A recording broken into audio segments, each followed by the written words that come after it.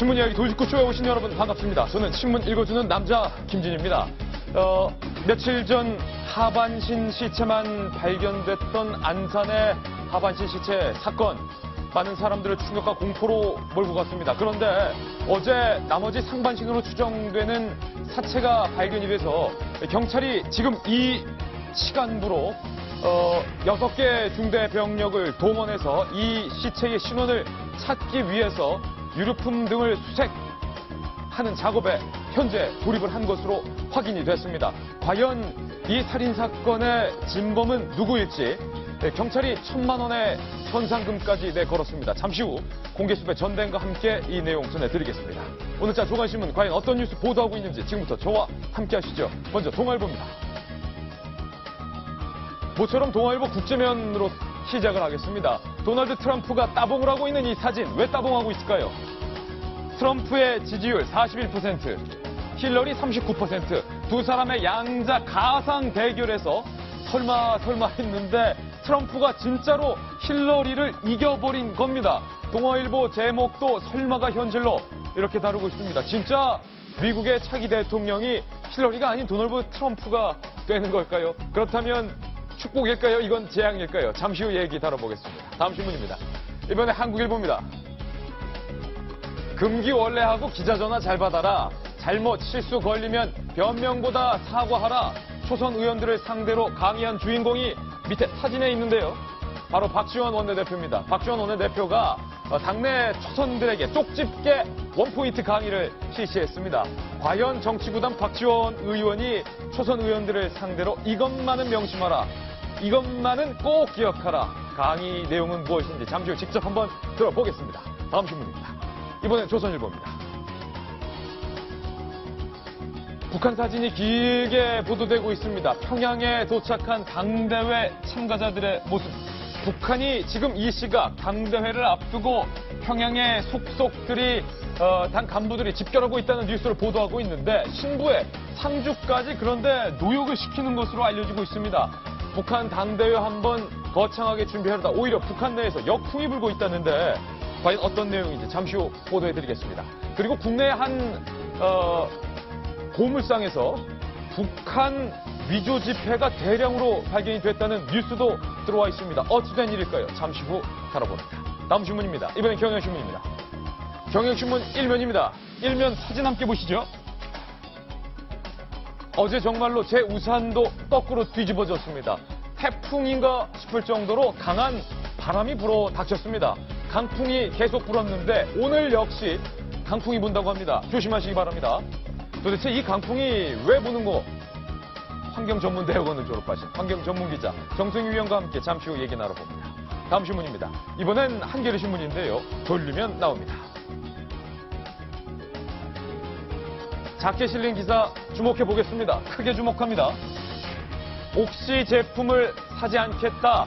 불매 운동을 하고 있는데 소비자들의 불매가 확산되자 옥시 매출이 절반으로 뚝 떨어졌습니다. 우리 수요일과 금요일에 나오시는 이해진 전 의원께서 불매운동 하려면 제대로 한번 해봐라. 거만하고 오만한 기업들 이 땅에서 장사 못할 정도로 제대로 한번 해보자. 라는 돌직구 날린 적이 있었는데 파이팅입니다. 다음 신문입니다. 서울신문입니다. 내일 어린이날을 시작으로 빛나는 황금 연휴가 시작됐는데 날씨는 어떨까요? 5월 5일 어린이날은 맑음. 그런데 6일 임시공휴일에는 비 소식이 있습니다. 하필 임시공휴일날 비가 옵니다. 7일 맑음, 8일에는 구름 많음입니다. 참고하시기 바랍니다. 다음 신문입니다. 이번엔 중앙일보인데요. 역시 돌리면 나옵니다. 중앙일보 박용석 만평입니다. 지금 바로 공개합니다. 그가 온다. 트럼프가 온다. I want you. 저는 원하지 않습니다. US First. 도널드 트럼프가 가상 대결에서 힐러리를 꺾은 내용 중앙일보가 풍자하고 있는데 그렇다면 우리 한번 이런 가정을 해볼 수 있을 것 같습니다. 정말로 만약에 진짜 설마 혹시 트럼프가 당선된다면 대한민국과 미국과의 관계에서 달라지는 것은 뭘까요? 당장의 주한민군 빼라라는 얘기부터 저 멀리서 들려오는 것 같은데 만약 상황 잠시 후 얘기 나눠보겠습니다. 오늘도 돌직구쇼는 여러분을 위한 쇼입니다.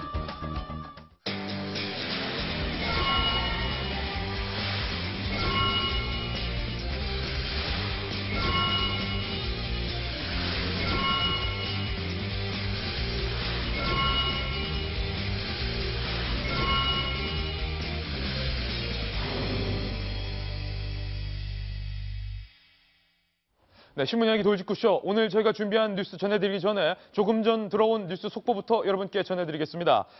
안산 부근에서 발견된 하반신 시신과 관련해서 조금 전 들어온 추가 뉴스 속보입니다.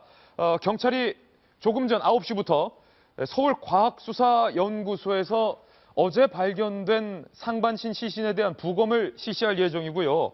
발견 당시 팔과 머리 부위 등에 흉기에 의한 손상으로 보이는 흔적이 관찰이 됐지만 구체적인 사망 원인은 조금 전 시작한 부검을 통해서 확인할 예정인데 특이한 사항은 변사자의 왼쪽 위 어금니 1개가 금리로 발견이 됐고 변사자의 오른쪽 넷째 손가락에 특이하게도 은색 반지 3개가 착용이 돼 있다라는 특이점이 발견이 됐습니다.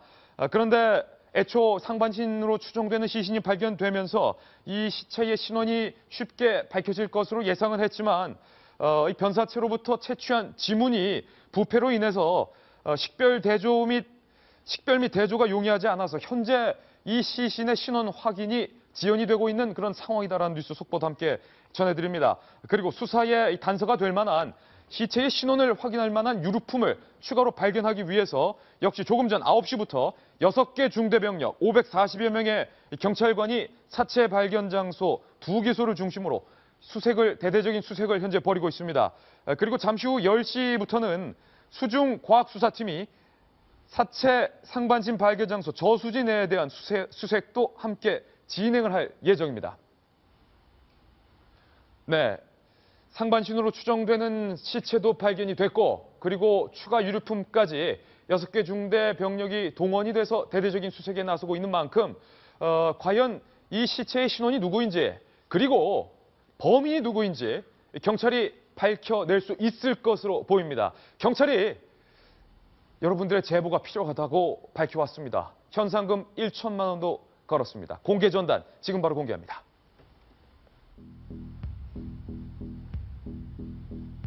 안산 사체 훼손 관련 제보를 바랍니다. 신고 보상금 최고 1,000만 원을 지급한다고 경찰 측은 밝혔습니다. 바로 지금 보고 계신 3장의 사진이 사체가 쌓여있던 이불과 마대자루입니다.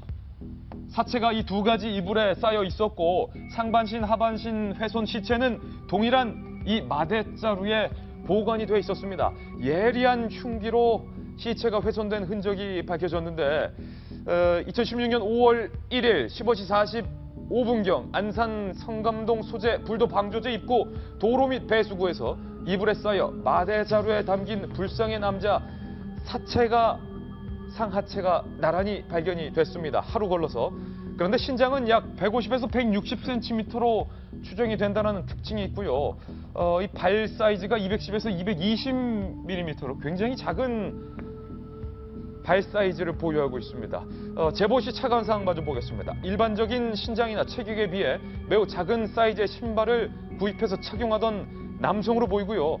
최근 연락이 되지 않거나 직장에 출근하지 않은 경우 많은 제보자들이 주목해야 될 것 같습니다. 그리고 불도 방조제 부근 도로가에 차를 세우고 짐을 내리는 것을 목격한 경우에도 곧바로 국번 없이 112로 신고를 해주시기 바랍니다. 결정적인 수사 단서를 제공할 시 신고 보상금 최고 1,000만 원까지 경찰 측은 지급하겠다고 밝힌 상황입니다.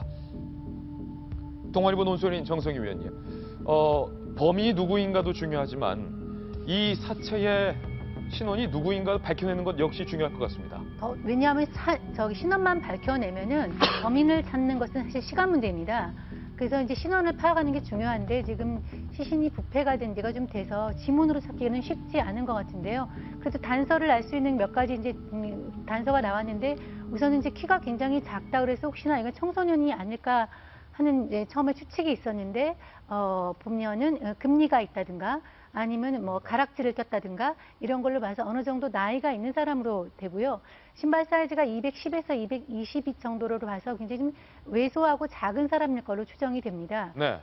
지금 이제 오늘 이제 시신 부검을 통해서 신원만 밝혀내면은 뭐 범인은 금방 밝혀질 걸로 같고요. 한 가지 말씀드릴 거는 지난번에 시화제 방조대 시신 어떤 훼손 사건에 이어서 제부도 이 방조제 주위에서 이렇게 끔찍한 사건이 많이 일어나서 관광객들이 많이 줄고 오가는 사람이 대부도. 줄어서 대부도 주변에 상인들이 많은 피해를 입고 있다고 하니까 경찰이 빨리 범인을 검거해서 예. 이 지역에 대한 오명을 벗겨주기를 바랍니다. 임윤선 변호사님, 어제는 저희 돌직구 쇼에서 무악산 인근에서 은폐됐던 시체에 대한 사건을 뉴스로 보도해드렸는데 네. 오늘은 이 상반신의 신원을 밝히는 작업이 부패가 좀 진행이 돼서 쉽지가 않은 것 같습니다. 경찰 병력이 지금 대대적으로 동원돼서 유류품 수색을 하고 있는 과정인데 밝혀지겠죠, 신원? 네, 그러게 말입니다. 저희가 연일 아침마다 조금 끔찍한 뉴스를 전달드리게 돼서 조금 송구한 마음인데요. 키가 매우 작았다는 점, 그리고 안산시 부근에서 일단은 하체가 먼저 발견됐다는 거, 그리고 그 근방이 11km 떨어진 데에서 상체가 일부 발견되고 이랬다는 점에 비추어 볼 때는 어떤 생활에 그렇게 여유가 많지 않은 안산시 근처에 사는 근로자일 가능성이 크다라는 생각이 듭니다. 그리고 사체의 그 훼손 정도가 매우 잔혹한 것에 비추어 봐서 저는 그걸로 봐서 이게 청소년이라기보다는 뭔가 어떤 근로자 사이에 원한 관계에 의한 것일 수 있다. 이건 금품 문제가 아니라 원한 관계이고 이 문제이기 때문에 그 주변 사람들을 잘 탐색을 하게 된다면은 범인을 밝히게 되지 않을까 싶습니다. 예, 정성희 위원님, 그 어느 때보다도 지금 신고보상금 1,000만 원 전단도 보여드리고 있지만 저 이불과 저 마대자루가 중요한 단서가 될 수 있습니다. 지금 저희 방송을 시청하고 계신 시청자들의 제보가 무엇보다 중요한 상황 같아요. 우선 실종자가 주변에 있는 사람은 경찰에 빨리 신고하는 게 필요하고요.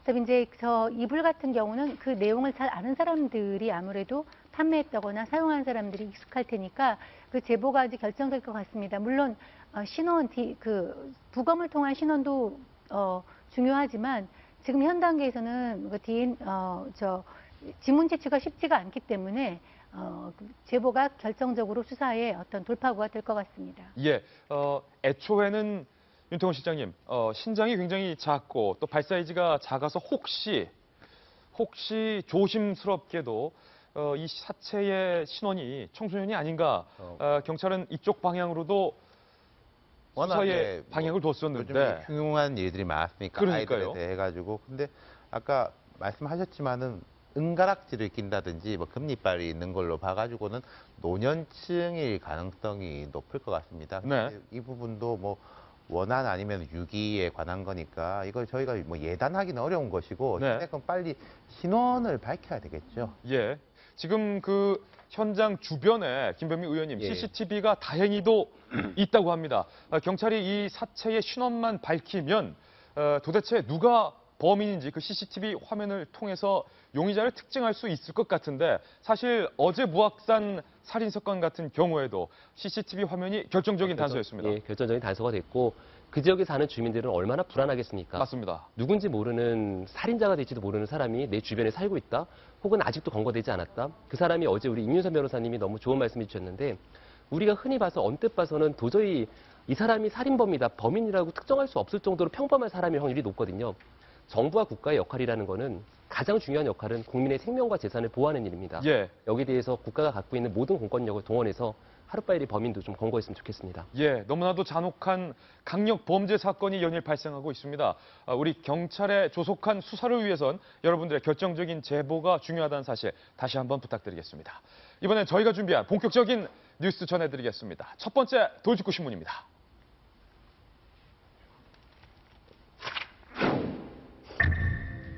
서울 한 고물상에서 북한 김일성 집회가 무더기로 발견이 됐습니다.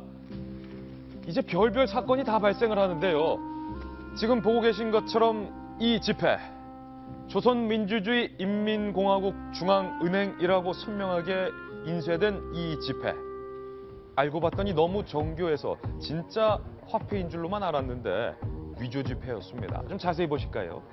김일성의 얼굴이 있습니다. 그리고 북한의 새로운 화폐 5,000원권, 조선민주주의 인민공화국 중앙은행이라고 되어 있고 위조를 방지하기 위한 홀로그램 역시 너무나도 선명하게 잘 새겨져 있어서 처음 고물상 주인이 발견 당시 이 북한에서 진짜 지폐인가라고 의심을 할 정도로 굉장히 정교했습니다. 그런데 이 정교한 북한 지폐가 왜 대한민국 수도권의 한 고물상에서 대량으로 발견이 된 걸까요?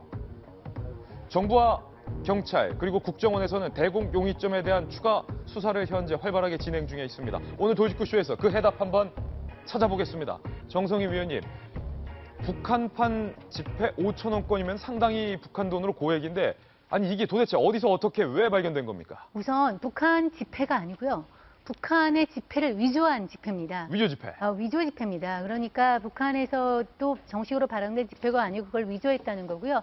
8만 장 정도가 영등포 고물상에서 발견이 됐는데 이틀 전에 북한말 시를 쓰는 남녀 두 사람이 와서 상자 여러 개를 내려놓고 이거를 폐지로 팔았다는 거예요. 그러면서 받아간 돈이 5만 원 정도를 갖다가 팔고서 가져갔는데 열어보니까 그중에 일부에서 저렇게 북한 위조 지폐가 나왔는데요.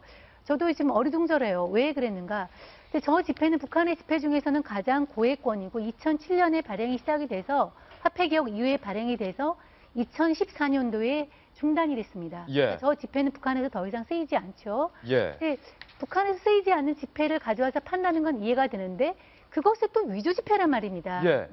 그래서 뭐 제가 생각하기에는 이 탈북자나 북한 관련 일을 하는 사람들이 중국에서 위패를 만들어서 이제 북한에 유통시키려고 좀 만들었다가 저 지폐가 이제 유통이 중단이 되고 여의치 않으니까 한국으로 좀 가져와서 네. 가져왔다가 좀 그것도 이것도 저것도 쓸모가 없으니까 그냥 종이값이라도 예. 팔겠다고 해서 이렇게 내놓고 간 것 같은데 이것도 뭐 저의 상상이니까 얼마나 맞을지는 모르겠지만 뭐 여러 가지 의문이 많이 남는 사안입니다. 예, 경찰에 따르면은 북한 말씨를 쓰는 남녀 2명이 고물상에 폐지를 팔러 왔는데 200kg이 바로 이 5천 원권 상당의 북한 위조 지폐였습니다. 200kg. 그렇다면 어림 잡아도 한 장의 무게를 10g으로만 잡아도 5천 원권 이 8만 장인데 5천 원권 8만 장이면은 북한의 화폐 기준으로 우리 돈으로 환산을 했을 때 4억 원이나 되는 큰 돈인데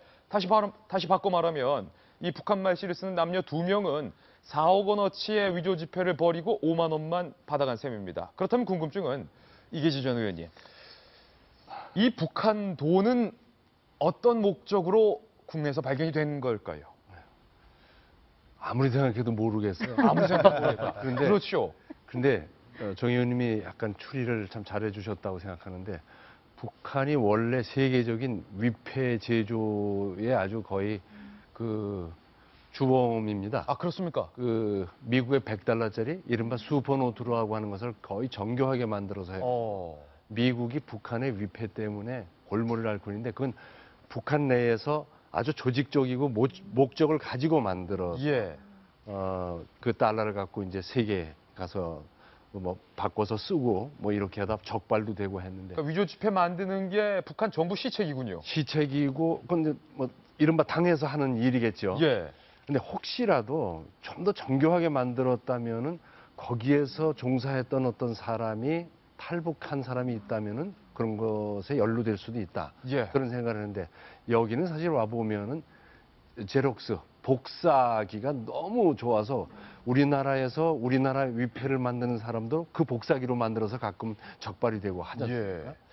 그런 상황이 좀 연상되는데 전 걱정이 이 상황을 보면서 좀 북한은 이거 대대적인 선전거리로 만들 수가 있습니다. 아, 어떻게 해요? 남한에서 우리의 경제를 교란시키기 위해서 이런 위패를 만들어서 고물상에 나올 정도였다? 공장용으로 만들었다. 뭐 이렇게 되면은 잘 만드는 거는 쓰고 못 만드는 건 폐지로 팔았다. 뭐 이런 정도 악선전하는 자료 제공이 될 수 있으니까 충분히 가능성이 있습니다. 우리가 뒤집어 쓸 이거 수 있다. 빨리 수사해가지고 경찰이 이 진실을 밝혀야 됩니다. 예. 아니면 우리 다 뒤집어 쓰고 정말 이상한 꼴을 당할 수도 있다. 사실은 북한 말을 믿지는 않겠지만 국제사회에서도 혹시 네. 북한이 악용할 수 있다. 대한민국이 북한 경제를 교란하기 위해서 봐라. 위조 지폐 만들지 않았냐. 보물상에까지 이렇게 나올 정도였다. 그러면은 대량으로 조직적으로 하고 있다는 선전하는데 중요한 자료를 제공한 것 같습니다. 아니 그 말씀 들으니 빨리 이 진범도 잡아야겠습니다. 네, 저는 제가 뭘 알겠습니까만은 북한 당국이 관여했을 것 같지는 않아요. 저도 언뜻 북한이 워낙에 위조 지폐 만드는 기술이 발달되어 있으니까 뭔가 이거 북한의 공작원 했다가 생각해 보니까 아닌 것 같은 게 예. 북한은 미국 달러만 위조하거든요. 왜냐하면 미국 경제, 세계 경제에 혼란을 주기 위해서 예. 혹은 거짓으로 다른 물건을 사기 위해서 쓰는 거지 자기네 경제에 혼란을 주기 위해서 자기네 지폐를 위조할 것 같지는 않은 거죠. 네. 그리고 저는 중국에서 온 사람이 할 것 같지도 않은 게 200kg를 무슨 수로 들고 오겠습니까? 이게 중국에서 200kg. 예. 200kg를. 분명히 한국에서 만든 것은 맞고 예. 그런데 어떤 북한의 좋은 감정을 갖고 있는 사람은 아니고 왜냐하면 아니고. 북한 경제에 혼란을 주는 거니까요. 그렇죠. 위조 지폐는 뭔가 한국에서 북한 말씨를 쓰는 사람이 뭔가 북한 경제에 혼란을 주기 위한 나름의 선의로 뭔가 만든 게 아닐까 아, 그렇게 되면 선의가 되는군요. 라는 생각을 했는데 아이고 이거 북한에서 들으면 싫어하겠네요. 네. 윤태곤 실장님, 지금 보면 지금 일련 번호에 저는 주목을 하고 있는데 이게 정교한 위조 지폐냐 아니면 질 떨어지는 B급 위조 지폐냐를 판별하는 여러 요인 중 하나가 여기에 표시되진 않았지만 위조 지폐 진본을 방지하기 위한 홀로그램 그리고 정교하게 각기 다른 일련 번호인데 그 200kg의 지폐 모두가 일련 번호가 다 달랐다는 거예요. 그렇죠. 그러니까 수공업적으로 제작한 게 아니라는 뜻이겠죠. 예. 그냥 이렇게 복사한 게 아니라 뭔가 이제 판을 떠가지고 만든 거라는 뜻이 될 테고, 그리고 저도 이 기사를 보면서 그 생각을 해봤어요. 모조 지폐하고 위조 지폐는 다르거든요. 모조 지폐와 위조 지폐는 다르다. 이제 위조 지폐란 말이에요. 모조 예. 지폐 같은 경우에는 중국에 가면은 기념품으로 많이 팝니다. 네. 그 북한 돈에 대해 가지고 왜 기념 우표 팔듯이 많이 팔거든요. 그런 부분은 이제 모조 지폐인 거죠. 누가 봐도 이제 모조인 건데 이건 위패인 거고, 뭐 임 변호사님 아까 여러분 말씀하신 것처럼 북한 당국이 자기네 경제를 교란시키기 위해 가지고 만들 일은 만무한 것이고 뭐 우리 당국도 그랬겠습니까? 뭐 어떤 뭐 원한 내지 좀 범죄 용도로 뭐 중국이라든지 이쪽 탈북자가 쓴 것 같은데 이런 것도 있는 것 같아요. 과거에 한국에서도 어떤 사례가 있냐면은 이라크 돈 같은 거 초고액권으로 사기친 사례들이 되게 많거든요. 예. 그 이라크 돈이 이란 이라크 전쟁이 한참이고 이제 후세인 정부가 이제 망하려고 할 적에 인플레이션이 워낙에 급하게 돼가지고 뭐 1조 디나르 이런 화폐를 가지고 이제 사기친 사람들이 많은데 이것도 제가 생각할 때는 국내에서도 범죄용으로 충분히 활용할 수 있을 것 같아요. 아, 국내 범죄용으로 활용될 수 있다. 그렇죠. 뭐 예를 들어 가지고 뭐 북한에 뭐 투자를 뭐 한다. 뭐 이게 뭐 액면가가 뭐 어떻게 되는데 뭐 어떻게 하자라든지 아니면 뭐 실향민 상대로라든지 충분히 이건 써먹을 수 있는 게 많겠죠. 그러니까 완전 이건 좀- 사기로도 사용될 수 있다. 예, 이건 우리 정보 당국하고 네. 이제 경찰이 좀 철저히 수사를 해야 될 것 같습니다. 북한 얘기 나와서 말인데 정성희 의원님 지금 북한에 큰 행사를 앞두고 있습니다. 당대회를 지금 대대적으로 앞두고 있는데 어제부터 북한 TV와 북한 매체에서 당대회를 위해서 전국 각지에서 노동당 당원들이 평양에 집결하고 있는 화면을 거의 생방송에 버금가는 식으로 북한 매체에서 대대적으로 보도를 하고 있는데 지금 보고 계신 이러한 화려함과 웅장함 그 이면에 정말 이 처절한 민낯이 오늘 보도되고 있는데 어떤 민낯입니까? 그렇습니다. 여기 보면은 지금 당대회를 앞두고서 뭐 온갖 인력, 자원을 이렇게 쥐어짜서 동원하는 데 대한 부작용이 이렇게 지금 많이 보도가 되고 있는데요. 우선 가구당 월급의 5배나 되는 충성 자금을 할당을 해서 예. 안 그래도 먹고 살기도 힘든데 엄청난 돈을 당에 바치라고 하니까 월급의 5배면 아까 위조지폐 5,000원도 받지만 3,000원이 한 달 월급으로 받을까 말까 한 돈인데 북한 돈으로 15,000원. 이야. 각 가구가 가지고 있는 고통이 굉장히 크고요. 예. 지금 이게 노력 동원을 위해서 여성들까지 탄광 노동자로 보내고 지난번에도 우리가 백두산 그 터널 얘기했지만 백두산 공사 그 발전소죠. 발전소 공사하다가 터널이 무너져서 북한 군인들만 30명이 사망했다는 거. 물론 북한 매체는 보도되지 않지만 예. 그리고 그 유엔의 경제 제재로 북한이 지금 장마당 중심으로 돌아가지 않고 있으니까 예. 장마당이 위축이 돼서 북한 경제의 버팀목인 장마당이 위축이 돼서 사람들이 상당히 고통을 겪고 있다. 그래서 지금 36년 만에 열리는 당 대회를 김정은의 어떤 체제 유지의 어떤 전기로 삼으려는 북한의 어떤 지금 진행되는 상황들이 오히려 북한의 주민들의 불만을 폭증시키는 그런 계기가 되고 있다. 그런 보도들이 나오고 있습니다. 굉장히 역풍이 지금 불고 있는데 김정은의 정통성을 강화하기 위해 기획됐던 이 행사가 이기진 전 의원님 오히려 북한 주민들의 반발만 사고 있다는데 김정은이 해도 너무합니다. 이 상황을 우리가 제대로 볼 수 있는 것이 태양 아래라는 영화였습니다. 예. 그걸 보면 진실을 알 수 있는데 그러니까 할아버지, 아버지, 손자에 이어지는 3대 세습이 이루어지는 그런 나라인데 아버지 때 대회를 한 번 하고 36년 동안 안 했다는 거 아닌데 이게 5년마다 한 번씩 열릴 이게 돼 있다는 걸 안 했다는 거야. 안 한 이유는 여건을 못 갖춰서 당 대회라는 걸 안 했는데 그럼 36년 만에 이 손자 이 사람은 왜 이걸 하려고 그러느냐? 전문가들 얘기는 그렇더라고요. 그 반열에 나도 올라섰다는 것을 억지로 보여주기 위한 억지 춘향으로 보여주기 위해서다. 나도 할아버지 대열, 아버지 대열에 불과 3년 만에, 3, 4년 만에 올라섰다. 이것을 대중 앞에 선언하기 위한 그런 자리인데 그 성과가 뭐냐? 핵개발을 완성한 것으로 말하자면 성적표를 내놓고 하려는 거라는 거죠. 예. 억지인데 미사일 쏘고 뭐 그런 게 잘 안 됐잖아요. 그래서 오늘 저녁 때부터 6일 당일에 오전까지 사이에 어느 시점에 할 거다. 오늘부터 6일 아침 5차 핵실험을 예. 할 거다 무리하게. 왜냐하면 핵개발을 완성했다는 문구가 이미 다 돼 있을 건데 뭔가 거기에 맞는 물리적인 성과 증명이 어허. 있어야 되는 거 아니냐 그런 얘기인데 이때마다 죽어나는 거는 북한의 주민들인데 화면 속에는 모두 의기에 차 있고 원수님을 사랑하고 뭐 이런 모습으로 나가지만 그 뒷모습은 적나라하게 태양 아래에 나오는 예. 북한 주민들의 모습 몰래 카메라로 찍은 그게 다 나오는데 꽃 다 바치잖아요. 예. 김일성, 김정일 부자 앞에 꽃을 수많은 인민들이 그냥 눈물을 흘리면서 바치고 예.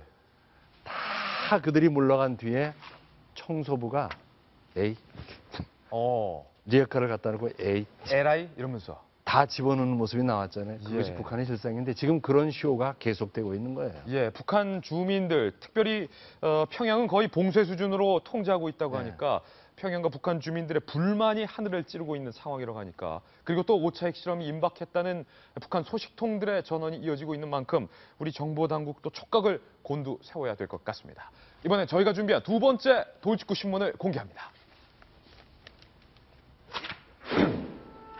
국민의당의 박준영 당선인이 당선인 중 처음으로 검찰에 출두했었습니다. 그런데 저희 채널A 단독 취재 결과 박준영 당선인의 부인도 1억 원이 든 상자를 받은 것으로 확인됐습니다. 변종국 기자가 취재했습니다. 국민의당 박준영 당선인의 배우자 최모 씨가 검찰 소환 조사를 받은 것은 지난 주말. 최 씨는 박 당선인의 후원회장이었던 김모 씨에게서 1억 원이 담긴 상자를 받았다는 의혹이 제기된 상황. 그러나 검찰 조사에서 최 씨는 의혹을 전면 부인했습니다. 건강식품인 줄 알고 받았으며 주변인들에게 나눠 먹으라고 상자를 건네줘 돈의 존재조차 몰랐다는 취지로 진술한 것으로 전해졌습니다. 상자를 받은 주변인으로 지목된 A씨는 상자 속에 돈이 있길래 사무실 경비로 사용했다고 진술한 것으로 알려졌습니다. 박 당선인 역시 김 씨에게서 2억 6천만 원을 받은 혐의로 밤샘 조사를 받았지만 혐의를 부인했습니다. 공천 관련해서 헌금을 받았다 하는 것은 뭔가 큰 오해가 있었던 것 같고요. 그런 사실들을 성실하게 설명했습니다. 이미 구속된 김 씨가 공천에 힘써줄 것을 기대하고 돈을 건넸다는 취지로 진술했지만 박 당선인 측이 이를 전면 부인하고 있어 진실 공방은 치열해질 것으로 보입니다. 채널A 뉴스 변종국입니다. 지인으로부터 불법 정치자금 3억여 원을 수수한 혐의로 박준영 당선인이 검찰에 출두를 했습니다. 예, 음악이 좀 잘못 나갔습니다. 죄송합니다. 그런데 그중에 1억 원이 바로 이 홍삼 박스, 너무나도 작은 홍삼 박스 안에 담겨 있었다는 것이 확인이 됐는데요. 불법 정치자금의 역사를 보면 과거 차로도 불법 자금을 갖다 준 이력도 있고 차떼기죠. 사과 박스에 담아준 적도 있었지만 5만 원권 지폐가 나오면서 바로 이 작은 드링크 상자가 언젠가부터 이 불법 정치 자금의 운반 수단으로 쓰였던 것 같습니다. 그런데 문제는 이 작은 홍삼 박스가 저도 지금 들어봤는데 왠지 무게가 가볍고 뭐 딸랑딸랑 드링크 소리도 안 나는데요. 이 홍삼 박스를 열어봤더니 아이고 머니나. 아이고 머니나. 홍삼은 없고 몸에 좋은 홍삼은 없고 5만 원권 지폐 1억 원이 담겨 있었다는 겁니다. 그런데 정석희 위원님, 박준영 당선인 측은 이 안에 5만 원권 지폐가 담겨 있었는 줄 몰랐다. 이렇게 현재 부인을 하고 있습니다. 박준영 당선자의 부인에 대한 진술이시죠. 받은 거는 사실이다. 근데 이렇게 홍삼 이 드링크 박스를 받아서 열어보지도 않고 선거에 당 운영실에 써서 쓰도록 했다. 마시도록 했다는 거겠죠. 그러니까 이거는. 근데 이제 말이 안 되죠. 우선은 이 당선자 부인의 나이가 66세신데요. 아주 명민한 나이입니다. 그런데 이 드링크 박스를 받아서 안에 홍삼 드링크가 있는지 지폐가 있는지를 모르고 줬다. 만약에 정말 그렇게 생각한다면 이거는 신의 수준이고요. 예. 그 다음에 이거를 직원들이 그냥 썼다. 그런데 만약 직원들이 이걸 받은 다음에 들어보니까 지폐가 있었던 거 아닙니까? 네. 그걸 위에서 보고를 하지 않고 썼다. 아니 직원들이 이걸 홍삼 박스인 줄 알고 전달받았는데 보고 안 하고 그냥 썼다. 1억을 썼다. 그것도 문제가 있는 것이죠. 그거 황당하죠. 앞뒤가 전혀 안 맞는 설명으로 모멸을 하는 것 같은 느낌이 들고요. 그러니까 과거에도 이렇게 보면은 당선자들이나 국회의원들이 이렇게 뇌물이나 돈을 받은 다음에 그 부인들한테 전가하는 경우가 왕왕 있었습니다. 예. 제가 있었을 때도 생각이 나는 이성호 복지부 부사부 장관 같은 경우 생각이 나네요. 안경사한테 돈을 받고 부인이 받았다고 해서 부인이 아마 감옥까지 간 걸로 생각이 드는데 그게 날것수법입니다. 많이 기시감이 들어요. 이런 설명은 더 이상 저는 납득할 수도 없고 이제는 통하지도 않는 시대라고 저는 생각이 듭니다. 예, 좀 자세하게 샅샅이 좀 살펴봐야 될 것 같습니다. 김병미 전 의원님. 예. 첫 번째로 이 드링크 상자를 받았는데 받긴 받았다 인정을 했어요. 근데 이 안에 돈이 들었는지 아니면은 홍삼이 들었는지 확인을 안 해보고 돈이 들어있는지 모른 채 당 사무실 직원에게 전달했다. 첫 번째 이 해명이 석연치 않다. 예. 두 번째는 아까 정 의원님께서 말씀해 주셨듯이 이거를 전달받은 직원이 열어봤더니 아이고야 1억 원이 들었는데 이거는 보고하지 말고 사무실 운영비로 쓰자. 임의로 썼다. 두 번째 설명도 이해가 안 됩니다. 너무 구차한 해명 아닌가요? 직원이 만약에 열었는데 돈이 썼다 그러면 두 가지 마음이 들 텐데 첫 번째는 바로 갔다가 깜짝 놀라서 보고를 해야 되는 게 정상이고 두 번째는 야, 이 돈을 갖고 이제 다음 날부터 내가 나오지 말까라는 인간의 그 욕심이 생길 수도 있을 것 같은데 예. 그걸 그런 상황이 아니라 이 돈을 가지고 내가 선의로 당 운영비를 썼다. 이거는 어떠한 말로도 납득할 수 없는 부분이라고 생각하는데요. 일단 저는 오늘 좀 얘기하고 싶은 게 결국 이 돈을 받았고 말았고도 중요한데 철저하게 수사해야죠. 여기에 한 단계 더 나가서 제일 중요한 건 이 돈을 왜 줬는가입니다. 왜 줬느냐? 예, 공천원금 명부로 준 거냐 아니면 사실상 이 돈을 준 사람이 비례대표를 받거나 뭔가 정치적으로 혜택을 보진 않았는데 혜택을 주기 위해서 뭔가의 시도란 점은 없는지를 살펴봐야 될 거고요. 정말 지저분하게 저는 볼 수 있다라고 생각되는 부분 중에 하나는 비례대표 선거도 마찬가지지만 2년 뒤인 지방선거가 있습니다. 그 지역에 당선된 국회의원들이 2년 뒤에 지방선거에서 단체장 공천, 지방의원 공천에서 혹시라도 영향력을 행사하기 위한 명분으로 돈을 사전에 선납했을 가능성들도 있는 거거든요. 네. 이러한 여러 가능성들을 종합적으로 봐갖고서는 검찰이 좀 철저히 수사했으면 좋겠다는 생각이 들고 마지막으로 국민의당 입장에서는 예. 이 박지원 당선자가 초선 의원들 대상으로 여러 가지 얘기를 했다는데 사실상 이런 측면에서 돈을 받고 난 뒤에 바로 해야 되는 행동들이 너무나 구차하고 참 지저분하다는 생각이 드는데 네. 국민의당에 보여지는 모습과 이 박 당선인의 모습과는 괴리가 있는 것 같아서 저는 국민의당이 이 문제에 대해서는 수사 결과 다 나올 때까지 지켜보면 시간이 많이 늦을 겁니다. 예. 하루빨리 좀 조치 취하셔야 되지 않을까라는 생각 듭니다. 사실은 이기진 전 의원님 오늘 나오셨는데 지난 17대, 18대 국회의원 선거를 치르시면서 이와 같은 돈을 받으시진 않으셨죠? 제가 지난번에 와서 얘기했죠. 예. 이 무렵이면은 돈이 들어올 것이다. 주의해라. 예. 그리고 제 당시에 얘기를 했어요. 누가 돈 비슷한 걸 가져온 분위기가 딱 보이면 일단 사무실 문을 열고 직원들이 다 보는 앞에서 예 감사합니다. 감사합니다. 마음으로 받겠습니다. 가져가시기 바랍니다. 힘들었습니다. 진짜 돈 돌려주기. 어허. 제가 그랬죠. 비타 600이라는 상징적인 말로 예. 비타 600 상자에 가져온다. 보면 느낌으로 알아요. 저기서 돈이라는 거. 그럼 첫 번째. 네. 이게 왔는데 네. 아이고 이 후보님 저 네. 선거운동 하시느라 저 고생이 많으십니다. 이거 좀 나눠 드세요. 한번 딱 받으면 이걸 받으면은 그때부터 어렵죠. 느낌 안다. 이 밀어야 됩니다. 밀어요. 아니 그냥 밀어요, 저 뭐 밀고. 홍삼입니다. 아닙니다. 이거 올고 직원들이 보는 앞에서 문을 열고 이 오가는 장면을 봐서 그 사람이 이걸 더 나한테 못 내밀게 해야 됩니다. 아이, 그럼 뭐 그냥 제가 이렇게. 근데 그 가져왔던 것을 그렇게 밀었더니 나중에 어떤 역작용이 있느냐? 그 사람 우리 편이 아니야. 지지해주면 안 되겠어. 이것으로 인해서 손해를 보게 됐다는 거예요. 예. 나중에. 그래서 이 돈을 주는 사람이 진짜 나쁜 사람입니다. 주는 사람이 나쁜 사람. 그냥 주겠습니까? 아까 지금 김 의원이 얘기하셨죠? 이번 국회의원 비례대표 이거 벌써 지나갔죠. 이거 금방 돈 썼다고 비례대표 주겠습니까? 만약 돈으로 사고 판대도 분명히 2년 후에 선거에 분명히 이것 때문에 영향이 갈 수 있어요. 아하. 그래서 검찰이 이걸 선거 끝나자마자 이걸 수사를 하는 걸 보고 검찰이 괜히 하겠습니까? 상당한 정황 증거 다 파악하고 시작하는 거죠. 예.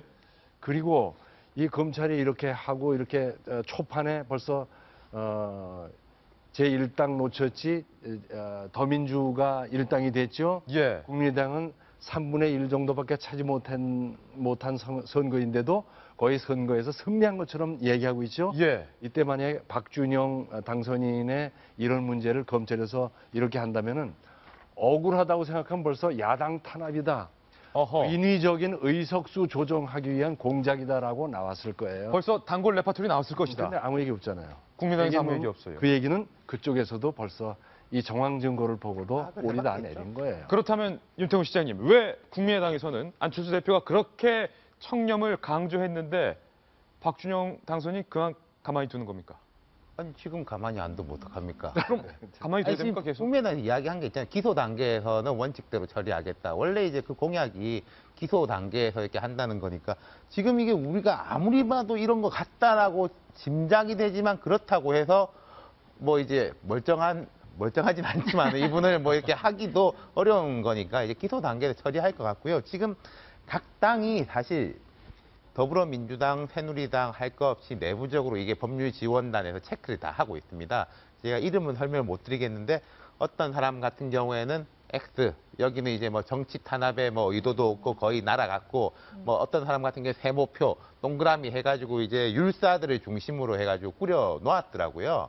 그래서 이제 왜 얼마 전에 그 비아그라 돌린 그 예. 있지 않습니까? 뭐 그런 예. 부분이라든지 이제 각 당에서 체크들을 하고 있던데 아마도 검찰에서는 박준영 당선자 같은 경우는 좀 확실해 보이고 물증도 있고 이거 줬다는 사람의 진술이 있기 때문에 예. 치고 나가는 거고 아마 이게 줄줄이 나올 것 같습니다. 국민의당과 안철수 대표가 과연 이 박준영 당선인의 케이스를 어떻게 처리하는지 국민들은 지켜보셔야 될 것 같습니다. 지금 중계차에 잡힌 상황이 있습니다. 새누리당의 신임 원내대표로 당선된 정진석 원내대표가 더불어민주당의 김종인 대표를 만났습니다. 임기가 연장된 김종인 대표와 새로 선출된 원내대표의 만남인 셈입니다. 중계차로 가보겠습니다. 네, 이 시각 국회 모습입니다. 정진석 신임 원내대표가 더불어민주당 당사를 지금 찾은 것 같습니다. 환하게 웃고 있고 김종인 대표와 함께 한담을 나누고 있는데 일단 뭐라고 말씀하신지 좀 들어보겠습니다.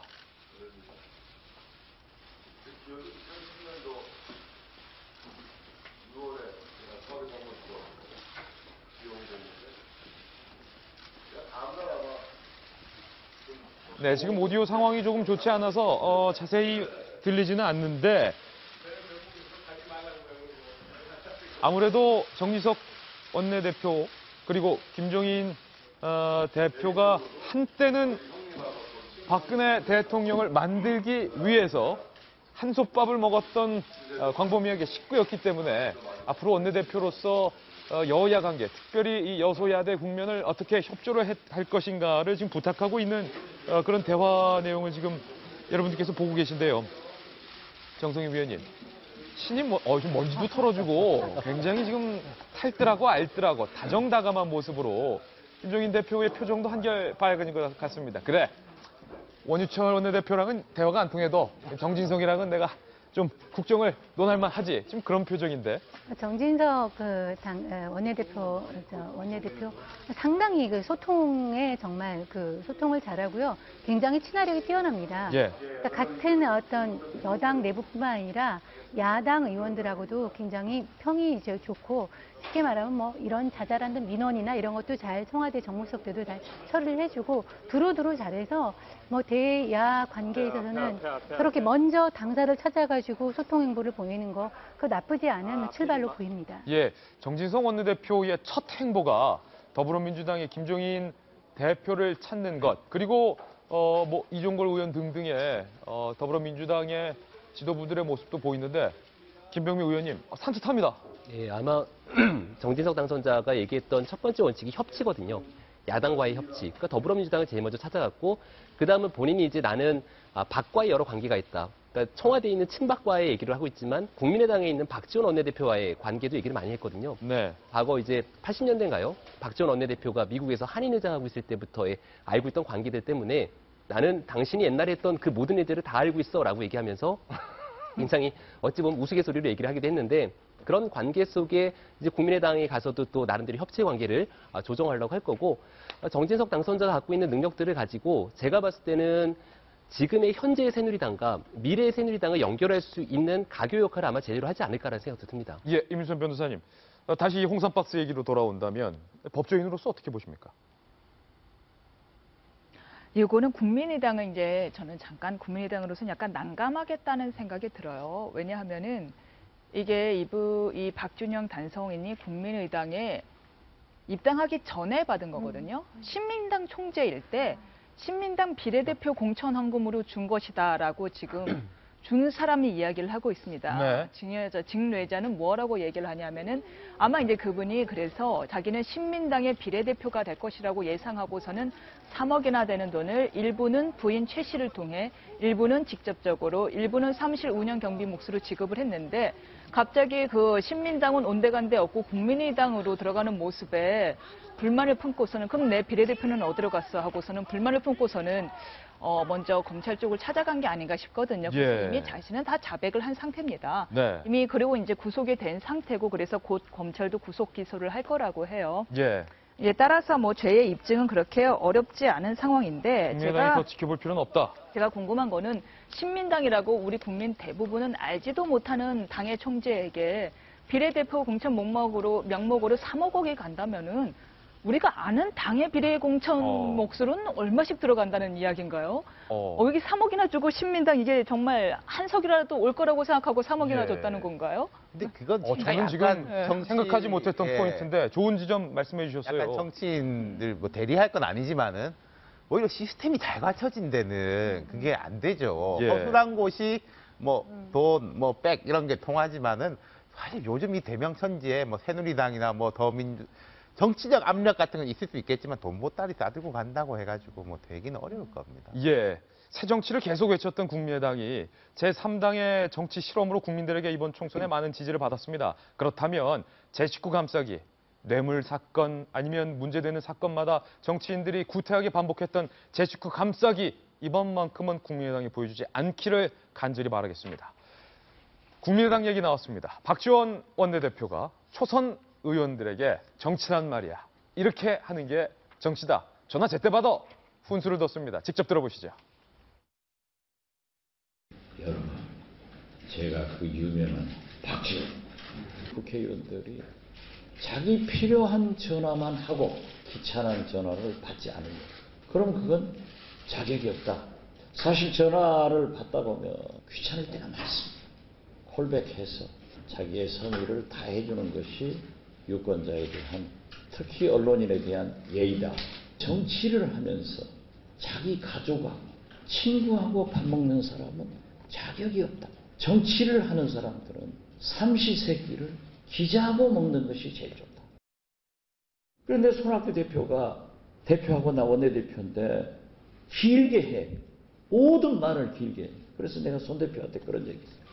손 대표, 어떻게 그 말을 어렵게 길게 하는 그런 천재적 소질을 가지고 태어났냐고. 박영선 의원이 방송 기자이기 때문에 군더더기 없는 말을 탁 해요. 거기다가 엔카 출신이기 때문에 전달력이 좋습니다. 그 뒤에 말 미모도 받쳐준 데다가 적당할 때는 박영선, 눈물을 흘린다. 이렇게 추켜 세웠는데, 그런데 손학규 전 지사에 대해서는 말을 어렵게, 말을 아주 길게 하는 천재적인 소질을 가지고 태어났느냐라고 지적해도 잘 안 고치더라. 라고 아주 가혹한 평가를 내렸습니다. 이계진 전 의원님, 정치구단의 초선 의원들을 향한 훈수 어떻게 보셨습니까? 자기의 경우겠죠. 그런데 기자들하고 밥 먹어라. 그 의미를 저는 알죠. 하는 일을 언론에 항상 이렇게 제대로 알려라. 예. 그런 뜻인데 사실 그렇게 하면 저렇게 다선 의원이 되고 민원인들과 모르게 다니면서 밥 먹고 그러면은 낙선이 되는가 봅니다. 낙선적으로다. 예. 초선 의원들 참 지금 어떻게 정치를 할까 여의도에 와 보니까 참 그렇겠죠. 근데 선배로서의 경험을 저렇게 얘기해 주더라고요. 저희 때도. 근데 모든 것이 이분의 얘기대로 맞는 것은 아니고 선배들이 다 경우마다 다 다르기 때문에 참고할 만한 그런 얘기들이 있는 거죠. 두 가지 의원에 대한 평가가 갈렸습니다. 정성희 위원님, 박영선 의원과 손학규 전 대표에 대한 평가가 갈렸는데 왜 박남매라는 말이 있을 정도로 박영선, 박지원 이 두 사람의 관계는 돈독한데 미모인데다가 앵커 출신이라 그런지 전달력이 좋다. 말을 탁 하고 잘 뱉는다. 거기에 눈물까지 잘 흘린다. 이게 칭찬이겠죠? 감성을 잘 활용하는 정치인, 예. 감성을 활용하는 것도 정치인의 능력인데 박영선 의원 실제로 그렇습니다. 기자들이 가장 좋아하는 정치인이라고 하죠. 가서 카메라만 들이대면 원하는 말을 짧은 기간 내에 가장 잘하고요. 또 한때 성악을 해서 굉장히 성량도 좋죠. 저도 개인적으로 굉장히 부러워합니다. 굉장히 정확한 어떤 그 관찰이라고 생각이 되고요. 그 손학규 대표는 이제 이걸 비꾼 것 같아요. 저는 얼마나 말씀을 이분이 어렵게 하시는지 모르겠지만 좀 소위 말하면 스펙이 좋지 않습니까? 예. 경기고에 서울대, 옥스퍼드 그 박사까지 해서 지식인, 먹물, 우리가 흔히 말로 먹물적인 느낌이 있다는 걸 약간 비꼬아서 이렇게 평가를 한 것 같습니다. 보니까 박지원 의원이 약간 좀 손학규 전 대표 견제하는 느낌도 좀 드는데. 손 전 대표가요. 김종인 대표도 그런 말 했지 않습니까? 선거 막판에 이른바 숟가락 얹었으면 자기가 훨씬 상황이 좋아졌을 건데 그 지원 유세 안 나가지고 이제는 뭐 값어치가 떨어졌다. 예. 이게 전반적으로 조금 그런 면이 있는 것 같아요. 이제 뭐 야권에서 볼 때는 박영선 의원에 대한 칭찬은 개인적으로 친하기도 하지만은 요즘 보면은 박지원 원내대표가 김종인 대표, 박영선 의원 칭찬을 많이 해요. 네. 말하자면 이게 친문 주류하고 약간 척이 진 사람들을 의도적으로 칭찬하는 듯한 모습이 느껴지는 게 있네요. 예, 친문 주류와 조금 거리가 멀어진 마치 본인의 상황과 같은 동병상련의 의원들에게 칭찬을 한다라는 내용인데 박지원 의원 얘기, 국민의당 얘기 전해드렸으니까 이번엔 더불어민주당 상황도 전해드리겠습니다. 다음 돌직구 신문에 나와 있습니다. 저는 오늘 치아 11개 문재인 대표가 빠졌다고 해서 11개가 한꺼번에 빠진 줄 알았는데 그게 아니었습니다. 10개는 앞서 빠졌고 1개가 더 빠졌다. 그래서 총 11개 치아가 빠졌다라는 뉴스가 오늘 보도되고 있는데 윤태호 실장님, 치아가 왜 빠진 겁니까? 정치인들 중에서 예. 임플란트를 한 사람들이 꽤 많습니다. 유승민 의원도 임플란트가 여러 개 있어요. 유승민 의원 임플란트 예, 있어요. 예. 문재인 전 대표 같은 경우에 제가 알기로 청와대 때 일단 많이 하고 최근에 또 하신 걸로 아는데 스트레스가 많고 그리고 치과 진료를 잘 못 받는 경우들이 많아요. 치과 진료라는 게 시간을 딱딱 맞춰가지고 규칙적으로 가야 되지 않습니까? 예를 들어 어디 뭐 다리가 부러졌다라고 하면 가서 차라리 입원을 해 있는데 일정들이 계속 이어지니까 빼먹고 하다가 이렇게 되는 경우들이 많은데 문 대표 같은 경우에도 이번 총선 기간에 이제 육체적, 정신적 스트레스 그리고 선거 끝나고 나니까 아마도 몸에 이제 전반적으로 병원도 가서 이제 검진도 한번 해보시고 안 좋은 데도 찾아보고 그랬을 거 아니겠습니까? 예. 그러다가 이제 이빨을 하나 더 하신 모양이에요.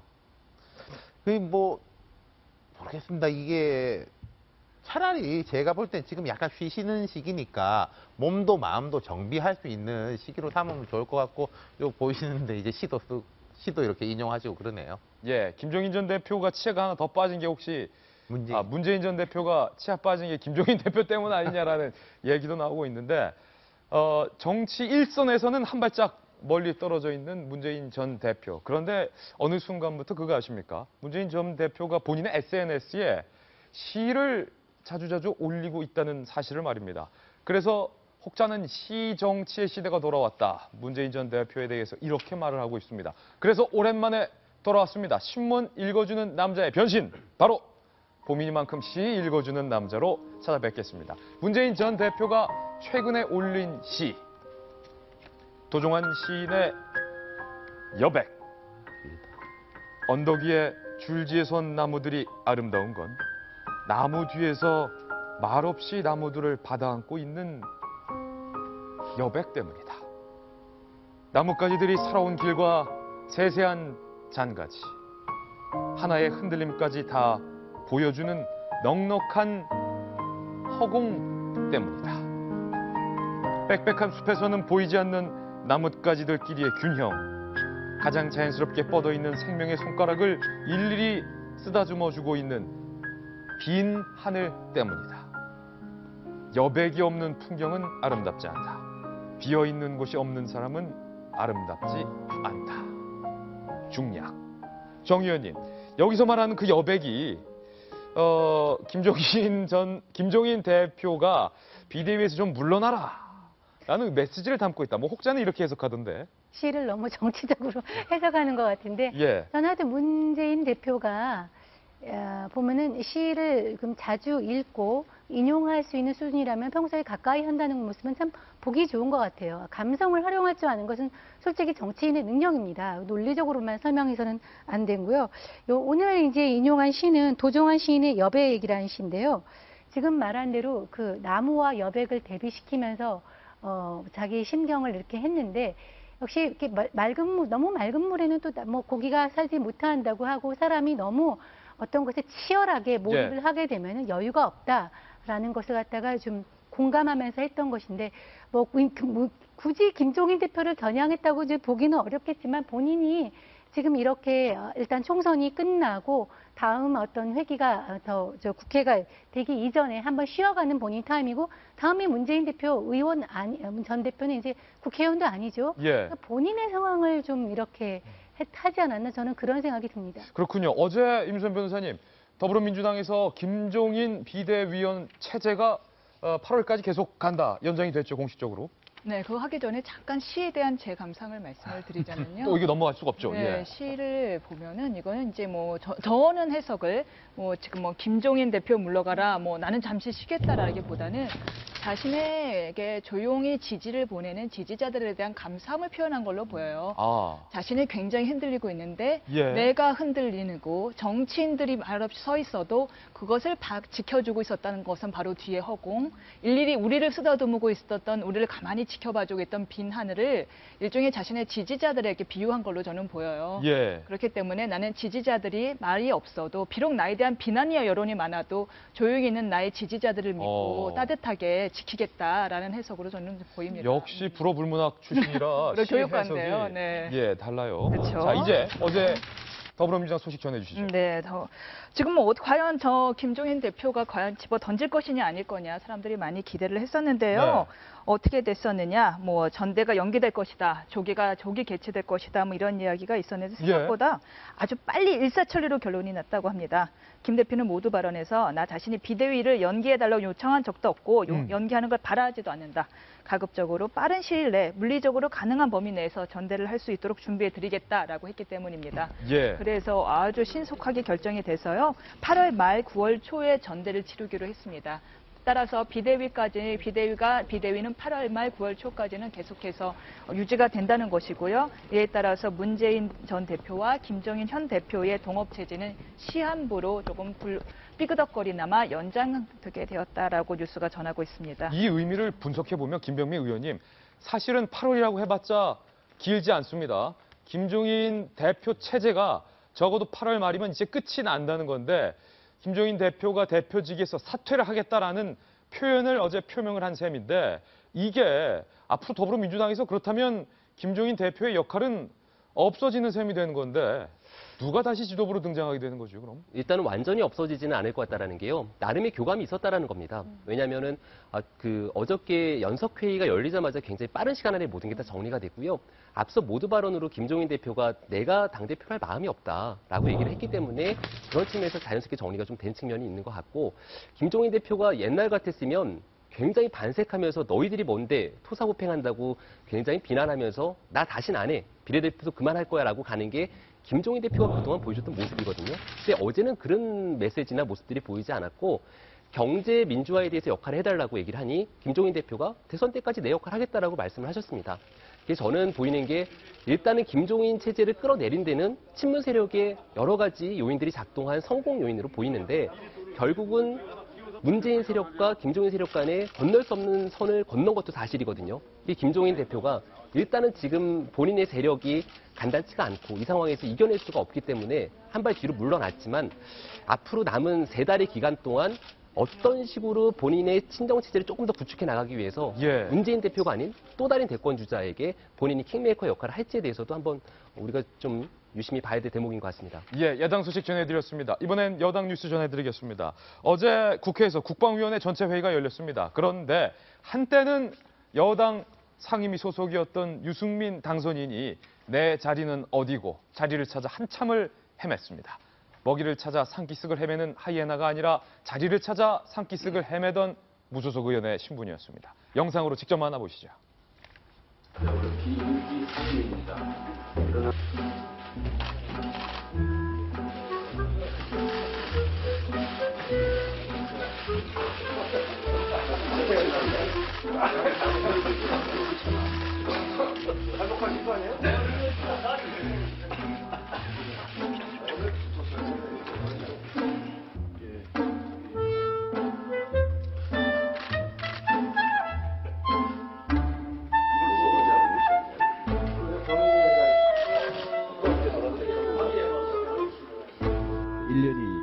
채 지나지 않은 이번에 4월 23일인가요? 그때 SLBM 북한이 발사한 거는 절반 정도는 성공을 한 걸로.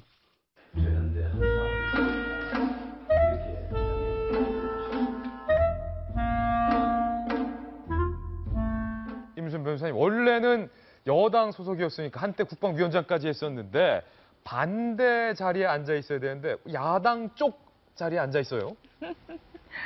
17대, 18대, 19대, 20대 4선이잖아요. 예. 그런데 이제 18대 때 보궐로 들어왔으니까 계속 여당 생활만 하신 거죠. 네. 그래서 여당 생활만 하다 보니까 이 야당, 심지어 무소속 자리는 어딘지 모르셨을 거예요. 몰랐겠죠. 몰라요. 어디 관심이나 두셨겠습니까? 마이크도 안 켜졌어요. 저 이제 봤더니만요. 이게 상임위 바로 위원장 바로 옆에는 여당이 앉고 그 다음에 야당이 앉고 그 다음 야당 다음에 무소속이 앉는다고 해요. 네. 그러다 보니까 그 자리에 한 번도 가본 적이 없으니까 이제 헤매셨겠죠. 예. 근데 참 무소속이 저렇게까지 카메라 집중 세례를 받는 것도 아마 처음일 거다 그것도 하는 이례적이다. 생각이 드는데 저는 근데 좋은 것 같아요. 저렇게. 지금 갑자기 번뜩 아이디어가 든 게 어떤 거요?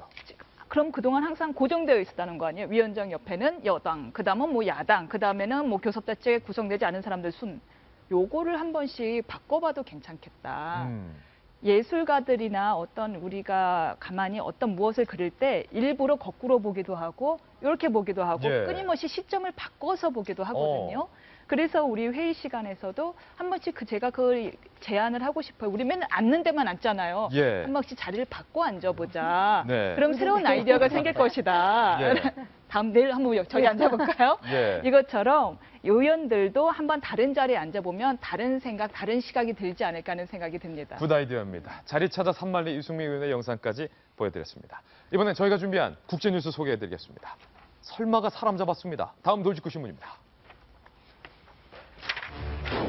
설마 했던 트럼프가 힐러리를 처음으로 추월을 했습니다. 트럼프 캠프 측에서 백악관이 보인다, 환호하는 목소리가 여기까지 들리는 것 같은데 가상 대결입니다. 도널드 트럼프와 힐러리 클린턴의 가상 대결 지지율 추이를 지금 바로 공개합니다. 빨간색이 트럼프의 지지율이고 파란색이 힐러리의 지지율인데 두 사람이 가상 대결 설문조사를 한 즉 처음으로 41대 39로 트럼프가 힐러리를 역전했습니다. 이러다가 대통령이 되는 거 아니에요? 정말 그 세계 각국이 엄청나게 긴장하고 있죠. 저도 있을 수 없다고 생각하고 사실 안 그랬으면 좋겠는데 예. 한 여론조사 결과가 그렇게 나왔습니다. 그래서 정말 트럼프가 대통령이 되는 것이 아니냐 하는 이제 우려가 나오고 있는데 왜 그러냐면 그 공화당인들이 지금 이렇게 공화당 지도부와 주류 언론 이렇게 흔들어대니까 공화당의 핵심 지지층인 백인과 저소득층 저학력층이 더 결집하는 효과가 있고요. 네. 그다음에 또 재밌는 것은 민주당 지지자들의 일부가 또 공화당의 트럼프로 지지를 15% 정도가 옮겨올 수 있다는 것이죠. 그것이 이제 가장 중요한 요인이 트럼프가 지금 미국 우선주의, 아메리카 퍼스트 정책을 치는데 그렇게 되면 미국 내 산업을 보호하게 되니까 미국 내에 있는 많은 사람들이 일자리를 주게 되는 효과, 그것 때문에 하나가 있는 것 같고 또 하나는 이 사람이 지금 반이슬람 정책을 쓰고 있는데요. 이거에 대해서 오히려 이슬람 계층에서 좋아한다는 것입니다. 왜냐하면 이제 국경문을 닫으면은 더 많은 이슬람들이나 이런 사람이 들어오지 못하니까 이미 들어와 있는 사람들은 오히려 기득권이 되고 사다리를 걷어차는 격이 되니까 오히려 전통적인 민주당 지지층들이 오히려 공화당으로 옮겨타는 그런 효과 때문에 도널드 트럼프가 오히려 견고하게 지지를 확대하면서 백악관까지 넘보게 된 것 같습니다. 우리와의 영향관계 좀 물어볼게요. 주한미군이나 FTA 어떻게 되는 겁니까? 다 철수하고 재협상입니까, 그럼? 그렇게 될 것 같지는 않아요. 저는 힐러리가 될 거라고 생각하는데 어쨌든 우리 정부에서는 하시는군요. 플랜 B에 대해서 준비는 하고 있어야 됩니다. 네, 이런 속담이 있습니다. 설마가 사람 잡는다. 대비해야 됩니다. 광고 후 휘날레 기사로 돌아옵니다. 잠깐만요. 인민가 소년과 길거리에서 공을 차던 길거리 축구 선수가 과연 영국의 프리미어 리그에서 우승할 확률은 얼마나 된다고 보십니까? 그 기적 같은 일이 일어났습니다. 신문은 제목을 이렇게 썼습니다. 흑수저로 쓴 위대한 동화. 잉글랜드 프리미어리그 레스터 시티 선수들이 창단 132년 만에 프리미어리그에 우승을 했습니다. 그런데 이 선수들 주급 5만 원 받고 낮에는 공장, 밤에는 공을 차던 8부 리그 선수가 있는가 하면 빈민가 소년 출신의 선수도 있습니다. 그리고 길거리에서 축구공을 찼던 길거리 축구 출신 선수도 있습니다. 꼴찌들이 모여서 반란을 일으켰고 기적을 일으킨 셈입니다. 이기진현 의원님, 축구 미생들의 이 기적 같은 스토리. 너무나 아름답죠. 어떻게 저런 일이 일어날지. 드라마 작가도 상상할 수 없고 드라마 작가가 만약 저런 걸 썼다면 에이 그럴 수가 있어. 뻥도 어느 정도지. 근데 저거는 많은 사람들에게 희망을 줬고 축구를 안 하는 우리에게도 너무나 즐거움을 줬고 행복하잖아요. 정말 좋은 일이 이렇게 벌어졌습니다. 정말 영화로 나올 것 같아요. 영화로 나올 것. 저런 것을 정말 영화로 한번 만들면은 대박 날 것 같아요. 대박 날 것 같습니다. 저 11명 선수들의 이적료 몸값이 우리 손흥민 선수 한 명의 몸값과 비슷하다고 하니까 말 다 한 것 같습니다. 우리 사회가 저 축구처럼 미생들에게도 기회가 다양하게 열려있으면 좋겠다라는 생각도 덤으로 해봤습니다. 오늘 저희가 준비한 소식 모두 전해드렸습니다. 저희는 내일 아침 9시에 또 풍성한 뉴스 들고 인사드리겠습니다. 오늘 하루는 분명 어제보다 나을 겁니다. 좋은 하루 되십시오. 고맙습니다.